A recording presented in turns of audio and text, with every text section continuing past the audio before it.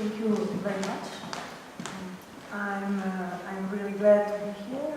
And, today I will present one part of my dissertation.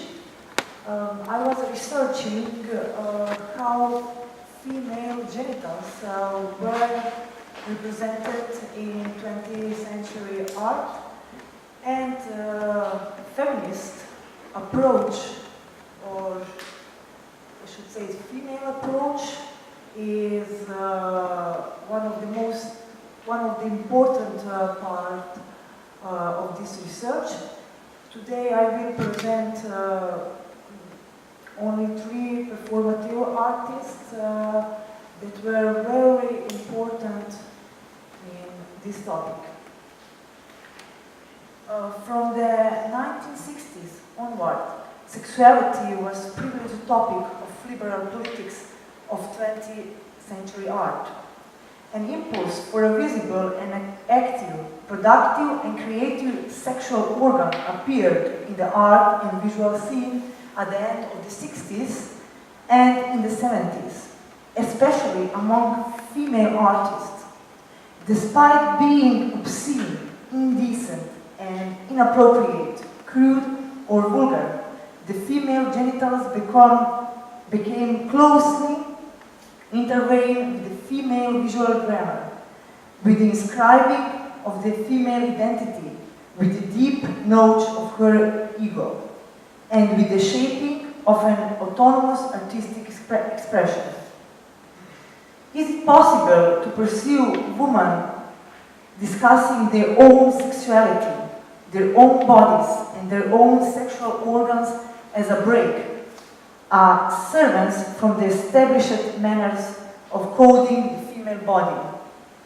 Thus, perhaps the inclusion of the female dimension of contemplation of their own bodies denote the starting point of the metamorphosis of modernist vision. Can it be said that women's art has opened the body to new spaces of visual grammar and political strategies? Are there specific objects of depiction that could be ascribed exclusively to the female expression? This paper is interested in how female artists have created a new way of looking at the female body and female creativity by basing their work on the autonomy of their own organ, but not in order to strengthen the body constituted by biological gender marks. The paper wishes to point out that it was a political operation. Female artists made their organ visible too clearly in an outburst due to many years of marginalization of the female gender.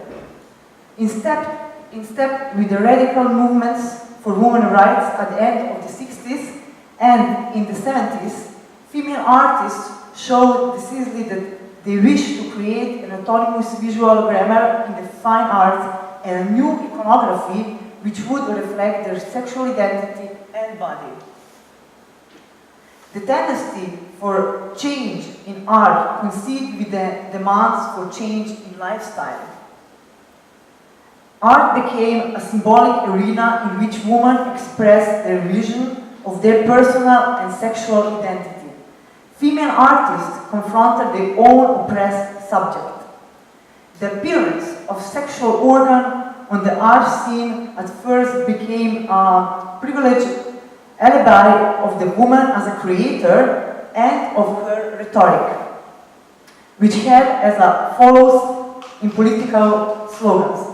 I quote, "We take it for granted that creating art is not merely expressing oneself, but that it has a much broader and more important task, expressing oneself as a member of much larger whole or community, thus making personal language the language of those who cannot speak." Since women's art had traditionally been viewed as utilitarian, female artists are more open to accepting the notion that art are stimulously being aesthetical and political effective. End of the quote.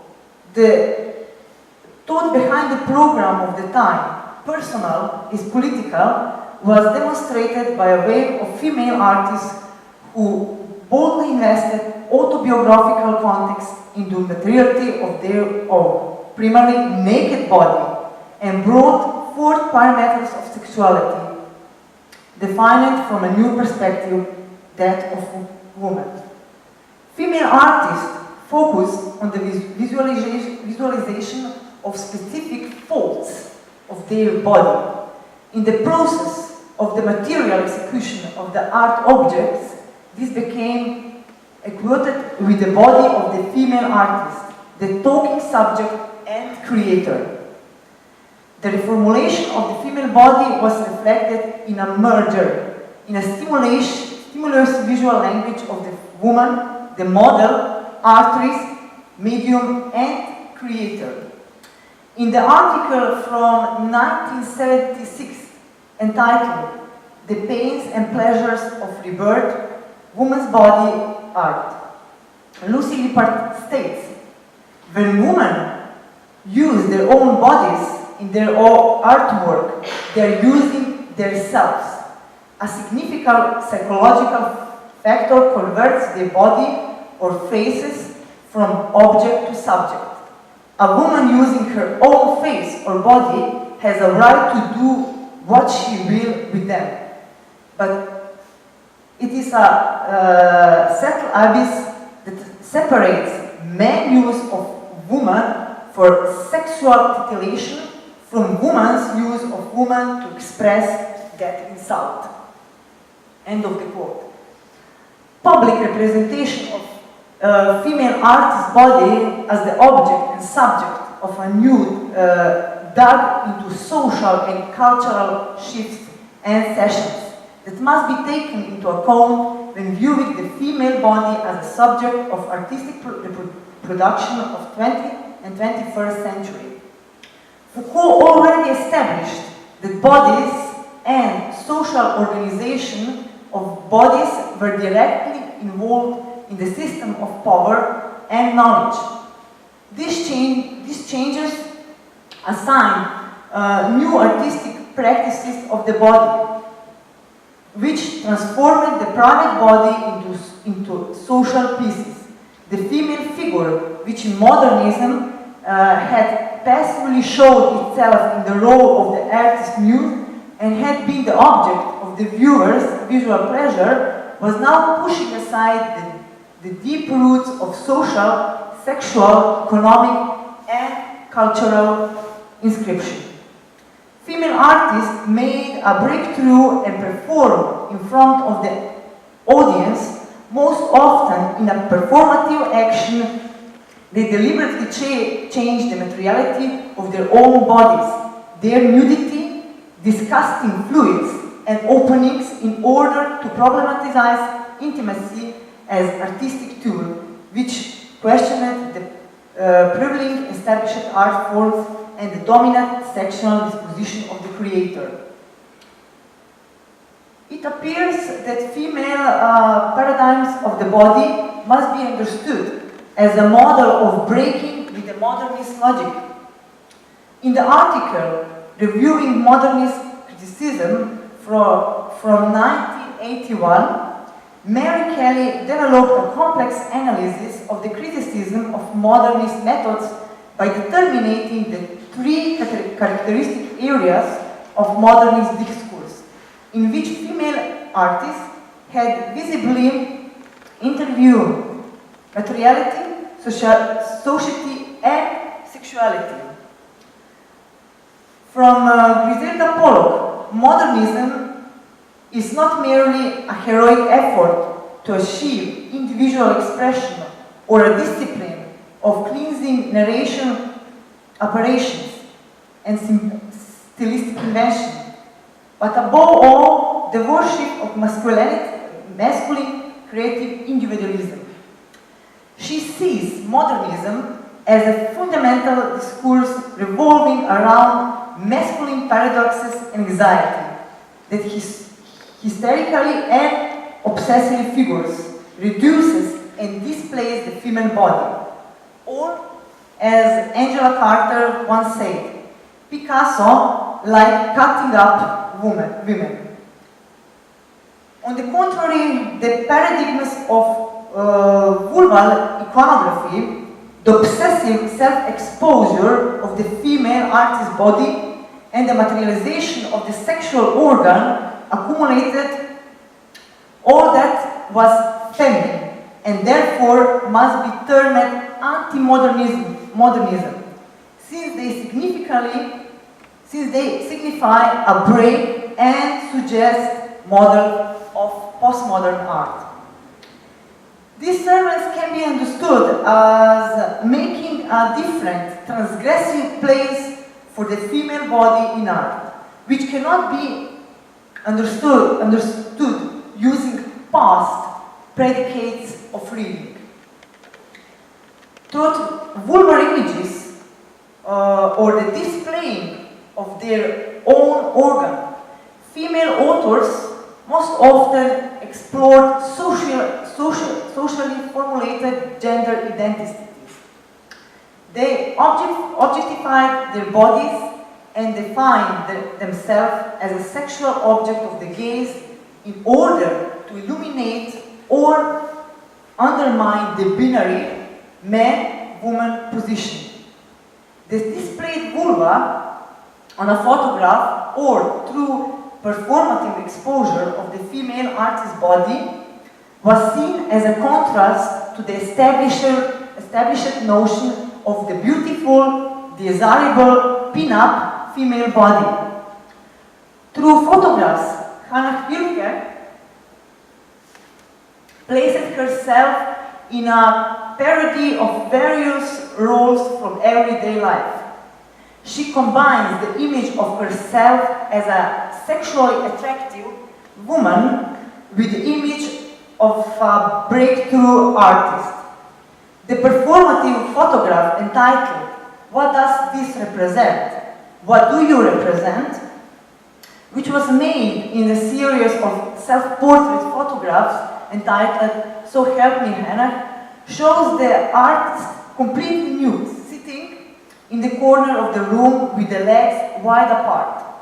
All she is wearing are high-heel shoes, while sitting in a melancholy pose, propping her head on one hand. Scattered across the floor around her are toys, pistols, rifles, and cars, which primarily symbolize the phallocentric imagination. Wilke converts the ideally closed, passive and beautiful body of the artist muse into an engaged woman, an artist that by openly showing her sexual organ points out the silent and passive role of the female gender. She is the object among objects. Simultaneously, it must be pointed out that such open images establish a new area of the female body, the tabooed, hidden, and forbidden opening of the female sexual organ was now being talked about publicly. By articulating their own sexual organ, female artists are depicting liberation of the body from patriarchal structures, whereas the limit of the clothes, controlled and regulated female body, as represented by the classic nude, has been redefined. By showing their own nudity and openly activating their own sexual organ, female artists tore down certain social taboos and crossed boundaries and the prescribed roles. The prominent visibility of the sexual organ was connected with the sexual and personal liberty of women, which was still considered inappropriate in the 60s. And here is the other artist. Carol Schneemann was one of the first American female artists to incorporate her body in the primary visual and instinctive distinctly material terrain. In her famous performance, Interior Scroll of 1975, she appeared in front of the audience in the nude and announced that she would be reading from her book, Cézanne. She was a great painter. Then she removed the sheet and drew contours on her face and body with nude. She climbed on the top of a large table and started reading the text while simultaneously various modeling pose and catching her balance with the book. This was followed by a twist. She tossed the book, pulled it across out of her vagina, started to slowly unfold it and read excerpts of various feminist statements. Interior Scroll can be understood as a Schneemann's many years of research into vulvic spaces, either as a rejection of the negative ontology ascribed to a female gender or as a symbolic entrance into cosmic uterus, and a connection with the ancient attributes of female predecessors, identities, goddess. Schneemann says, "For many years I researched depiction of the power of genital sexuality found in cultures nominally excluded from Western art history. It has to do with the absence of concept of vulvic space, the symbolic fracture of the female body. I made the assumption that archaic carvings and sculptures of serpent forms were attributes of the goddess created by women artists, worshippers, and analogous to our own physical sexual knowledge. Another important element of the work of female artists is menstrual blood, vaginal discharge, and fluids. Out of passive, penetrable space of the vulva, female artists created an opening for female writing and active brush strokes.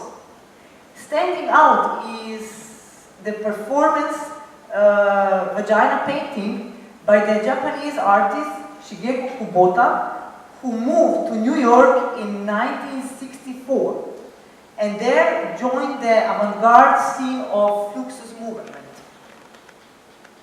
Even though Kubota spent most of her career working with video as her primary artistic medium, in 1965 she performed vaginal painting in front of the audience by crouching down with a brush in her vagina, which she pressed against the floor and dragged across a large surface of white paper. Because the brush dried quickly, she dipped it into a small pot of red paint several times during the action. By repeating her movement, she left red stains and linear trails on the floor, which were reminiscent of random trails of menstrual blood. The reaction to her work was negative. Even though the brush was attached to her underwear, according to some eyewitness accounts, it gave the painful impression that it was coming directly from her vagina. It should be mentioned that Yves Klein had already performed painting with bodies, leaving brushes back in 1960, making a noticeable career out of it. Kubota's work was interpreted as a female version of the use of the body for painting. Some theoretics connected vaginal painting with the culture of the geisha, who, among other things, practiced calligraphy as a highly estimated artistic practice by sticking a brush into their vagina. However, Kubota opened up and even more severe gap by demanding confrontation with powerful body suggestions, the tactility of tabooed menstrual blood and the materiality of living flesh, of the open body guiding a brush across the surface. This was not a public body, as was usually experienced, but became threatening due to the demonstration of a female transgressing moment, of discharge and intimate function of her body, which were not used to in the public space and which are not ready to face. Her work can be read as a ritual leaving spontaneous traces of the female body, where the artist's hand is no longer at work, as was in the case in Jackson Pollock drippings, but the mark was created in the rhythm of the crouch, which left evidence on the surface, declaring it painting. Simultaneously, her work shows that female creativity and the trail of her drawing implemented are created in a close, intimate connection with the artist's body, with the action of the female organ. Kubota's work can be seen as a radical intensification of the gesticulation of action painting, since it views female creativity and the menstrual process into an invisible bond by symbolizing cyclic bodily discharge. The sexual organ became the agent of the creative act on paper and replaces one's estimated function of the artist's hand.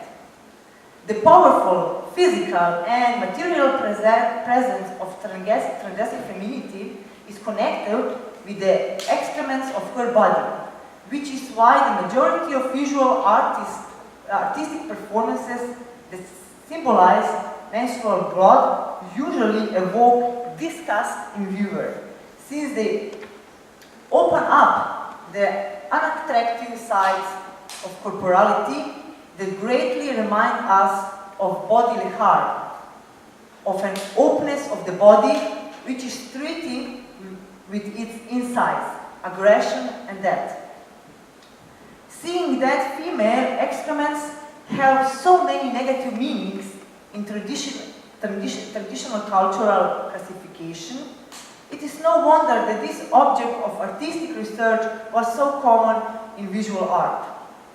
In the case of female artists of the 1970s, it was to some extent forces, since they established the language of the female body in a fresh way, from the perspective of creativity and sensibility through menstrual blood. Thank you very much.